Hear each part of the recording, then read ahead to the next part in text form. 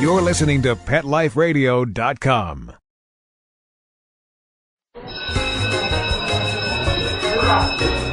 Okay, class, take your seats. I said take your seats. Class, sit. Shh. I swear you're all acting like a bunch of animals. Pet Life Radio presents Teacher's Pet, where you'll learn how to understand and communicate with your pet and train them to be the best pet they can be. It's time to see the world from your pet's point of view. So give a tail-wagging welcome to your Teacher's Pet host on PetLifeRadio.com. You may even learn a few tricks yourself. Hi, welcome to Teacher's Pet on Pet Life Radio. This is Pia Silvani, Director of Training and Behavior at St. Hubert's Animal Welfare Center in Madison, New Jersey, and your host.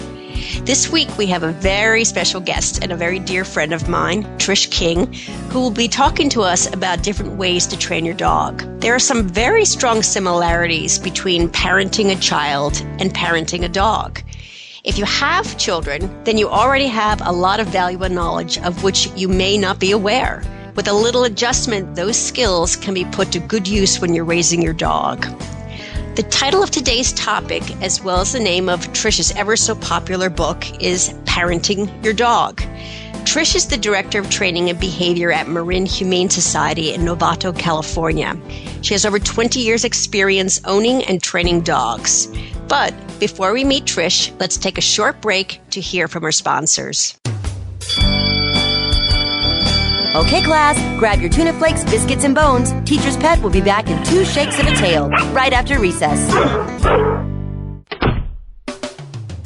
Does your dog have problems walking with its back legs?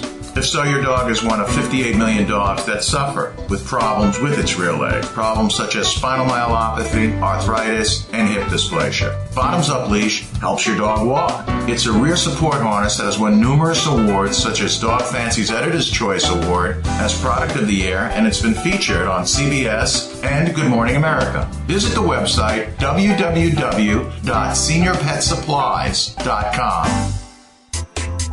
Pick up something unique at A Bone to Pick Dog Boutique. A Bone to Pick has cool hip fashions for big and small dogs that will have their tails wagging in style. Cat products too. abone-to-pick.com. Check out our eco-friendly pet products and gifts for humans too. abone-to-pick.com. Get your pet's mouth watering monthly with our Gourmet Treat of the Month Club and join A Bone to Pick's free birthday club for your puppy. abone-to-pick.com. Pick up something special for your best friend at A Bone to Pick.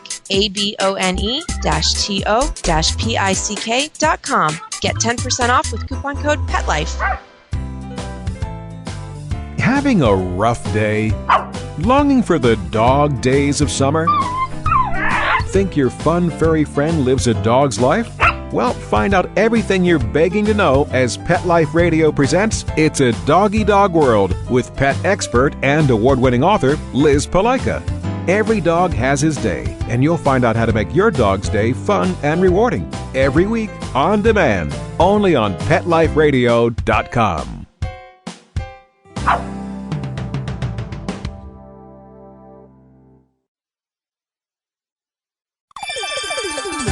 Let's Talk Pets on PetLifeRadio.com.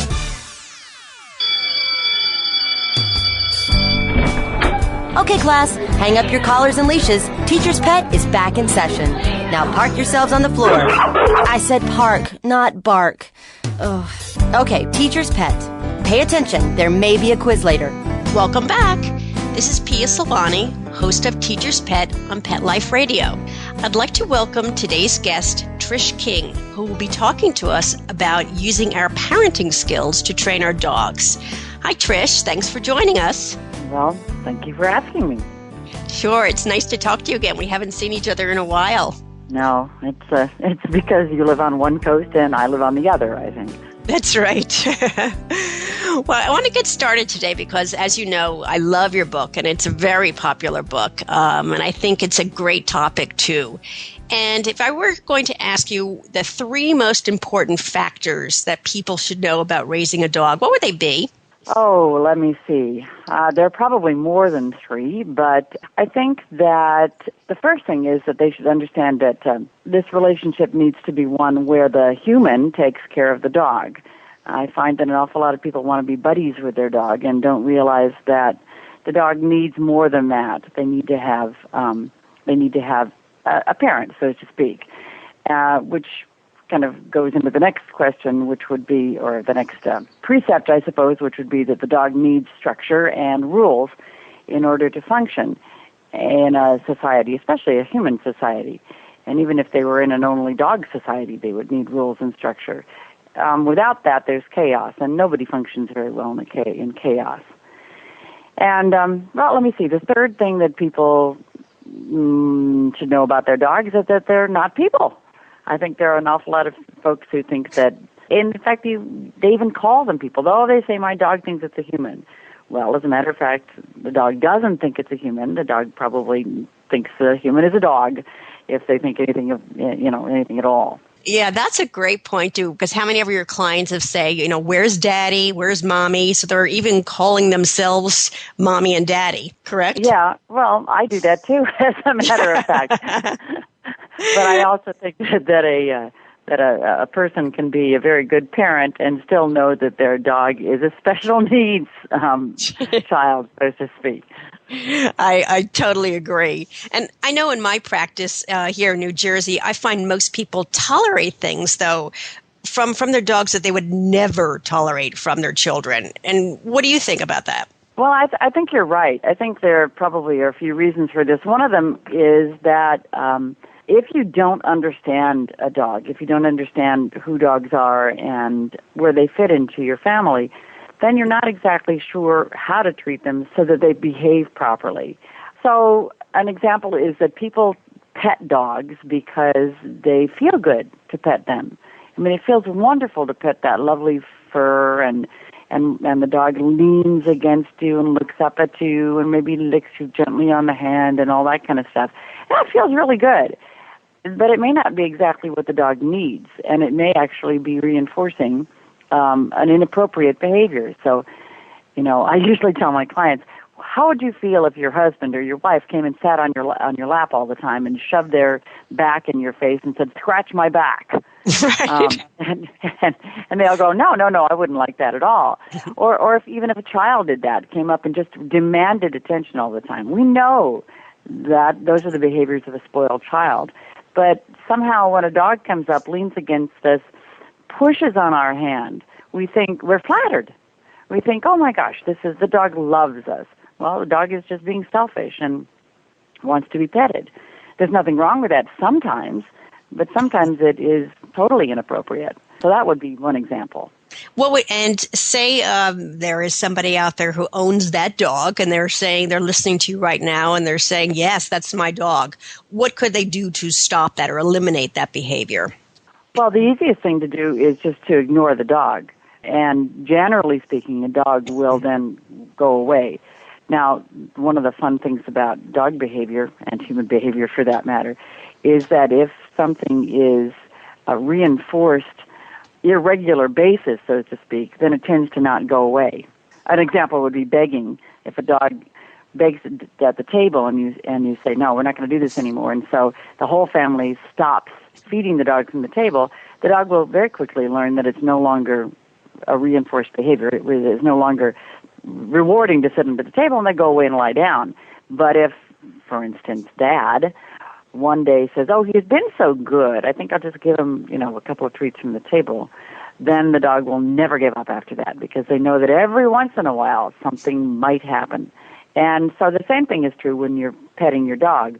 If you pet your dog every time they ask for it, and then you say, no, I'm not going to do this anymore because this dog never gets, there's no such thing as too much attention for this dog. But then you do it every once in a while, and the behavior will continue. So it's hard. It's a very difficult thing to do because when they come over to get petted, we love it. So my usual suggestion is that if you don't ever want the dog to be seeking attention from you, then just ignore it every time it happens. If you like it sometimes, but not all the time, develop a cue, which would just be, I don't want to touch you, I don't want you to get attention right now, or go away, or something like that, that tells the dog, this is not the time that I'm going to give you attention. And to help them with that, sometimes we suggest a tether, an indoor tie-down, to kind of put the dog over there and say, okay, you settle down over there while I'm over here reading my book. Yeah, I think that's a great idea, too. That's also my recommendation. And you probably are the same when you're working on the computer. Your dogs come over, my dogs come over, but you don't want to be bothered certain times, and other times you do. I guess I'm very good that way, because my dogs know that when I want attention, I call them. Other than that, they don't seek attention. But that's because I have them with me all the time, and they can't bug me when I'm at work.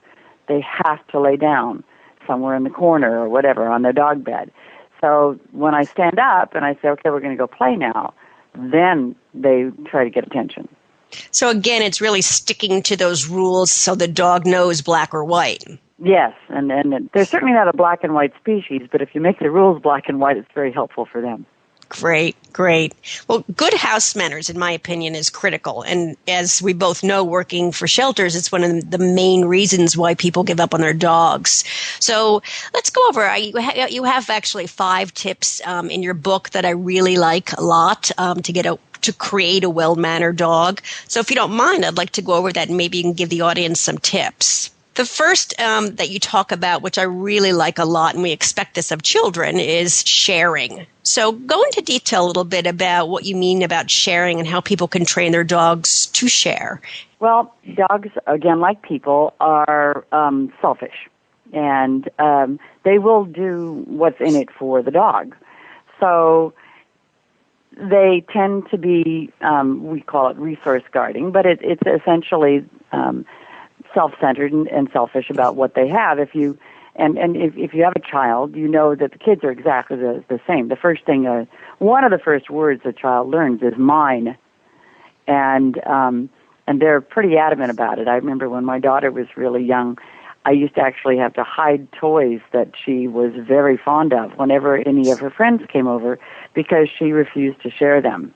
And so most parents spend an awful lot of time trying to teach their child to share with other kids. Dogs will do the same thing. If they get a chewy, they don't want to share it with you. They don't want to share it with anybody else. And so you have to teach them to do it.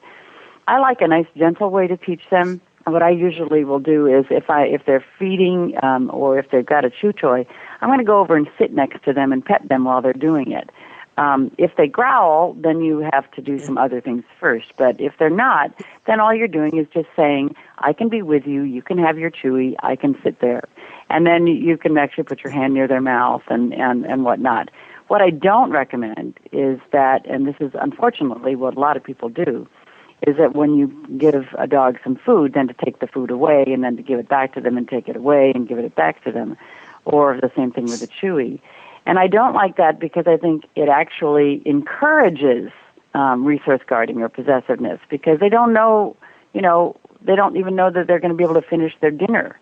So much better to walk over and if they're eating, to pet them and to maybe give them an extra little treat.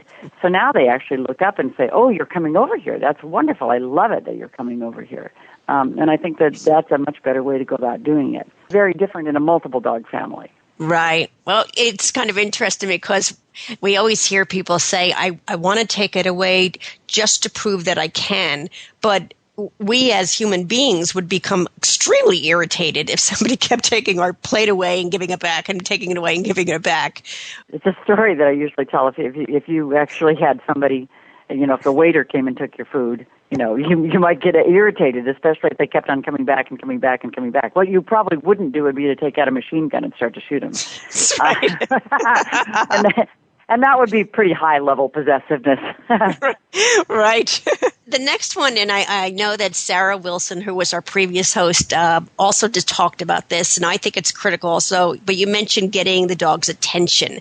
And when we think about it, people don't realize that the dog's name is really another cue for a behavior. So tell us what your expectations are and how pet owners can teach their clients to get attention when asked. Well, again, harking back to the whole parenting thing, it doesn't even have to do with parenting. It can be just human relationships. If I call my daughter's name, I expect her to answer me. I expect her to either look at me with her eyebrows raised as, yes, Mom, did you want something? Or if she's in another room, I would expect her to say, yes, what? What's going on? So I expect a response to her name. Then that's exactly what I expect from a dog. If I say their name, I expect them to either look at me quizzically, like, what did you want me to do next? Or if they're in another room, to trot towards me. Because their name is actually it is an attention getter to say, there's something I would like you to do. Now, I'm not just going to call their name and then do nothing, but I do want them to look at me when I say their name. What I find with many of my clients is that they say their name over and over and over and over and over again. So after a while, the dog, although he or she may actually know her name, they don't respond to it anymore. They don't look up because it doesn't mean anything. It just means that somebody is saying their name.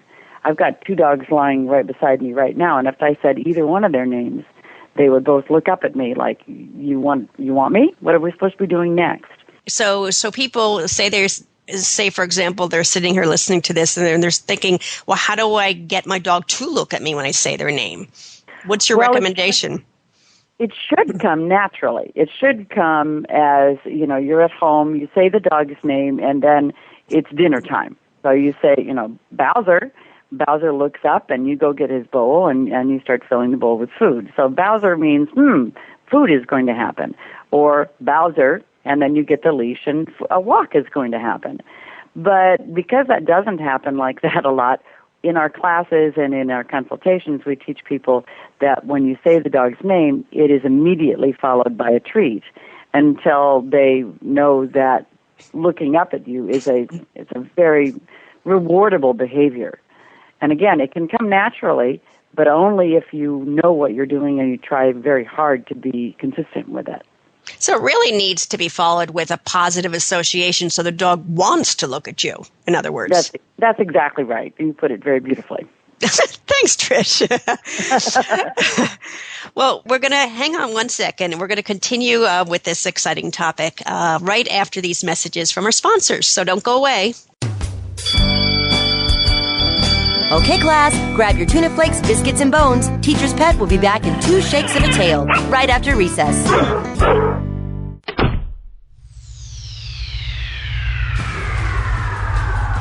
Greetings, human. What planet am I on? Welcome to Pet Planet. Here's a copy of Pet Planet Magazine, Florida's most informative and fun pet resource magazine. It features heartwarming stories and informative articles from local and national pet experts. Excellent. Pet Planet Magazine offers Operation Planet Rescue, helping rescued pets find new homes. And it's available at 500 locations in South and Central Florida and 24/7 on the internet at petplanetmagazine.com. If you're out and about with your pet, you may be featured in paparazzi, candid pictures of you and your pet. For up-to-date pet-friendly events, activities, and pet-related services and products, Pet Planet Magazine is your final destination. I shall take this magazine home with me. Back to your home planet? No, to my condo in Boca. Pet Planet Magazine. Check them out at www.petplanetmagazine.com or 352-394-8578. It's out of this world.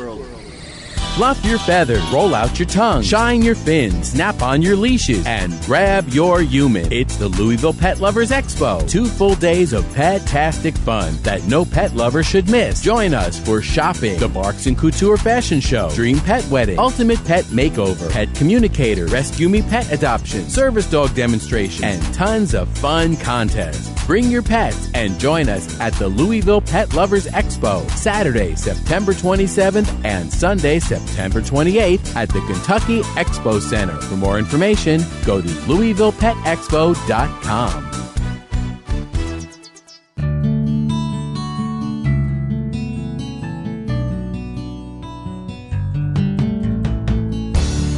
When you're looking to add a pet into your life, consider adopting a homeless animal from your local shelter or rescue group. Whether you want a kitten, puppy, or a more mature pet, a purebred or a one-of-a-kind mixed breed, even a rabbit or hamster, your shelter has the best selection of animals anywhere, all screened for good health and behavior. PetLifeRadio.com presents Take Me Home with your host, Susan Daffron. Join us each week as we showcase wonderful pets, tell stories, and even throw some pet education into the mix. So get ready to find out why the pet adoption option can be a great way to add a furry companion into your life. Take Me Home every week on demand, only on PetLifeRadio.com.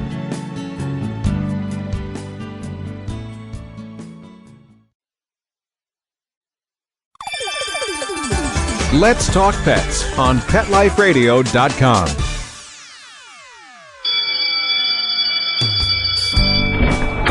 Okay, class, hang up your collars and leashes. Teacher's Pet is back in session. Now park yourselves on the floor. I said park, not bark. Ugh. Okay, Teacher's Pet. Pay attention, there may be a quiz later. Welcome back to Teacher's Pet on Pet Life Radio. This is Pia Silvani, your host, and joining us is Trish King, Director of Training and Behavior at Marin Humane Society in Novato, California, talking to us about using our parenting skills to train our dogs. Welcome back, Trish. Hello. Before we went to break, we were talking about the 5 tips to creating a well-mannered dog. And we went over sharing, responding to the name. And the third one, I think, which is so important, is say please.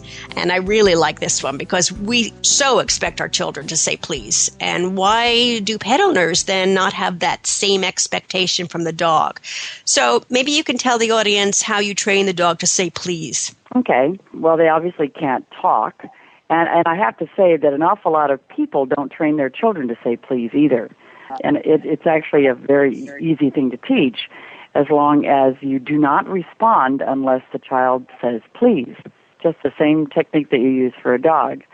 The positive response gets a positive reinforcement from you, whether it's in the form of praise, petting, or treats or whatever. So with a dog, since I can't talk, I use sit as please. So if a dog wants attention from me, then they need to sit first. If they want to go out the door, I want them to sit first. If they're going to get in the car, I want them to sit first. So everything that's worth having, they sit first. And what you get then is you get a dog that actually will sit as a default behavior. And it's so pleasant to live with a dog that will do that. And I think it's amazing that more people don't actually pick up on it. It's easy to do because if you just wait for the behavior, in most cases, you can say sit, but most people start chanting, and what I like is to say sit once and then to wait. And then even with a little puppy, you can do it, and then you pet them as soon as they've sat, or then you give them their treat, or then you open the door, or then you put on their leash, or whatever it may be. But it's a very simple thing as long as you're consistent in the way that you teach it. So it's really basically, if you want something, you have to do something for it. Yeah, and knowing what you want is really important. And I think that a lot of people don't have a clear idea of what they want from their dog. So just defining that for yourself is really good. Maybe somebody doesn't want to sit. Maybe they want the dog to cock its head. I don't know. But I just use sit because I find that's an easy thing to teach. And that really leads us on to the fourth point, which is greeting people politely. And that's another big topic that I am going to cover in great detail at a later date. But in short, what are your recommendations when you talk to your clients about getting their dogs to greet people politely? Well, it's a difficult thing, actually, because if you've taught your dog to sit before everything, then there's a pretty good chance that this will just kind of come as you actually work with your dog. But lots of people adopt dogs in adolescence, and adolescent dogs generally are jumping out of their skin. They have way too much energy and have no idea where to put it, and so these guys are difficult to train and very frustrating for people. It's frustrating and exasperating to have a dog leap up on you when you would like to greet them. On the other hand, many people actually reinforce that behavior without realizing it because their dog jumps up on them when they come in the door and they go, "Oh, hi, pumpkin," and then they get upset with them later when they start doing the same thing. And the dog doesn't know, when it's appropriate to jump and when it isn't. So the first thing to do is to not reinforce the behavior when they're jumping up.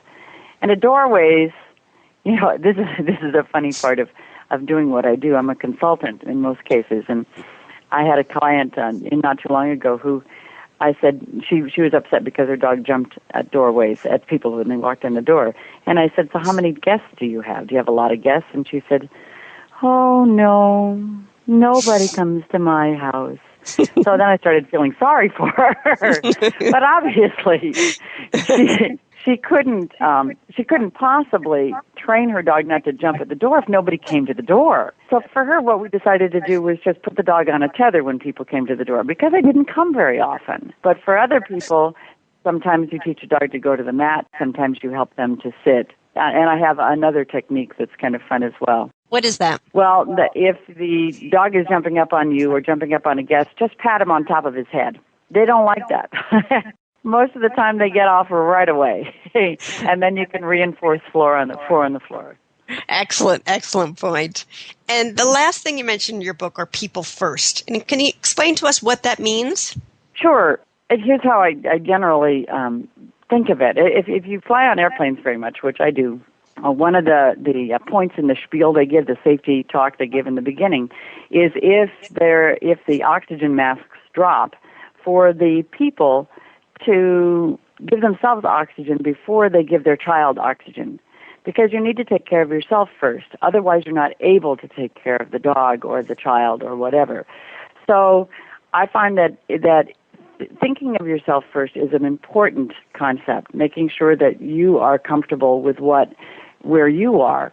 Again, doing what I do, I have a lot of clients who have dogs that are either nervous or overreactive or sometimes aggressive. And the people are nervous, overreactive, and not often aggressive, but sometimes.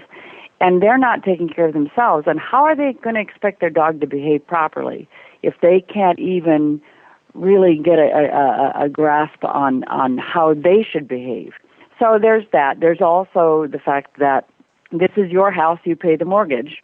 And so you need to make sure that your needs are taken care of first before your dogs are taken care of.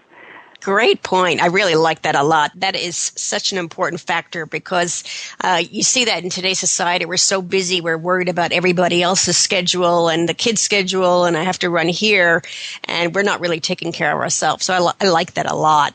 Let's move, since we don't have much time left. This is such a great topic. We could keep talking about this for an hour. But let's move to outdoors right now. And I know one of the most annoying behaviors that people complain about are dogs that pull them on leash. They're just being dragged down the street.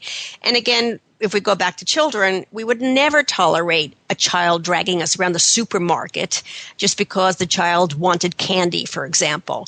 But it is amazing to me how many people are just following behind the dog when he's pulling to greet another dog or pulling to greet another human being or pulling to lift his leg on a tree. How do you deal with that, and what can people do? You also, in your book, mention a few, the knotted approach or the double leash. Go over that a little bit, Trish, if you don't mind. Okay, I think the first thing that needs to be said is, why do dogs pull? And they pull because they're on the leash. Dogs do not come with a leash attached to their neck, and they naturally explore, just like people naturally explore. If you have ever taken a walk with a toddler, you know that you're not taking a walk. The child is going from flower to flower. They're going here, they're going there, and you're just kind of following them as they explore their environment, and that's one of the things that dogs do. And I think that there's a part of us that actually likes the fact that they're exploring their environment, especially when they're a puppy, and we tend to let them do that, and we might hold the leash and let them go from place to place to place to place. And there's nothing wrong with that. What's wrong is when they pull, and then we just kind of say, oh, you're pulling me there, so I follow. We're amazingly polite. The dog pulls in one area, and we just go, oh, okay, I guess I'll follow you. I'm always reminded of a child on an airplane where the mom, the kid can't stay still in a seat, so the kid's walking up and down the aisle, and the mom is kind of following the child, where their arm is held akimbo, trying to make sure the child doesn't fall into somebody's lap. And that's kind of how I think of the dogs. So if you don't ever let them pull, I mean, they're going someplace. You're just the anchor that they have to drag along with them. They don't think of themselves as pulling. You're pulling. They're going someplace. So if you don't ever let them pull on the leash, so if they're a puppy and they want to explore, make sure you explore with them when they're on a leash, but don't have them pull you. If they start to pull, then as a pup, you can just stand still until they look back at you quizzically, and then you go in a different direction so they're not pulling you. So puppies are really easy to teach. It's just that people don't bother doing it because they can't pull very hard. An adolescent, on the other hand, can pull your arm out of its socket, and so it becomes a lot more painful to do it. But if you still go with the, no, don't let them pull, you stand still, move the other direction or whatever, you will actually eventually get your point across. The knotted leash form of training is essentially, one of the things that I find that people do is they hold the leash at the end. And because there's a loop at the end, they think that's where you're supposed to hold the leash. We put a knot about a foot to a foot and a half away from the dog's collar, and we tell people to hold on to that knot instead of the end of the leash, and to have the rest of the leash kind of looped up underneath their, in their hand. And then as the dog and the person walk, if the dog starts to pull, you let go of the knot and you still hold on to the loop and you walk in a different direction. And what happens is the dog kind of comes to the end of the leash and goes, oh, what just happened? And then they see you walking in another direction and they have to catch up to you. And it, along with a lot of other methods, is a nice method to get the dog to understand that they have to watch you. Because what the leash does is it teaches the dog they never have to watch you. And what we want the dog to do is to actually watch you. One of my very favorite techniques that you can only use in a very safe spot is to actually let the leash slide out of your hand and move in a different direction and then keep on going. And when the dog catches up, you go, oh, you're joining me. How nice. I like that.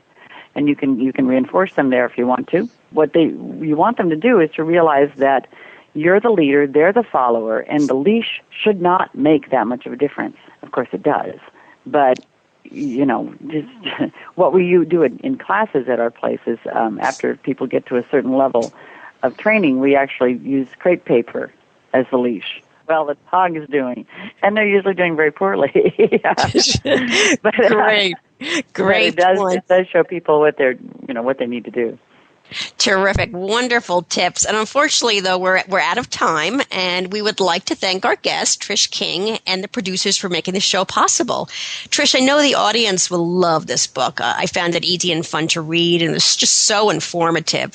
Where can they purchase it? And if they have any questions, is there a place where they can contact you? Sure. They can actually get the book from Amazon.com if they want to. It's from TFH, which is not a huge publisher, but they do carry it on Amazon and whatnot. If they want to talk to me personally, email is best, and that is just tking, as in Trish King. So tking at Marin Humane Society. That's MARIN Humane Society. That's all one word. .org. Or if you just look up Marin Humane Society on the internet, you can get hold of me that way. Fabulous. So again, the book is called Parenting Your Dog by Trish King. And if you'd like a transcript of the show or any other shows on Pet Life Radio Network, please go to PetLifeRadio.com and click on Teacher's Pet. Also, if you have any questions, comments, or ideas for the show, please email me at Pia, P-I-A, at PetLifeRadio.com. Until next time, this is Pia signing off. Thank you, Trish, and thank you for your interest in Pet Life Radio. School's in session on Pet Life Radio with Teacher's Pet. Learn how to communicate with your pet, train your pet, and see the world from your pet's point of view. You may even learn a few tricks yourself. Teacher's Pet, only on PetLifeRadio.com.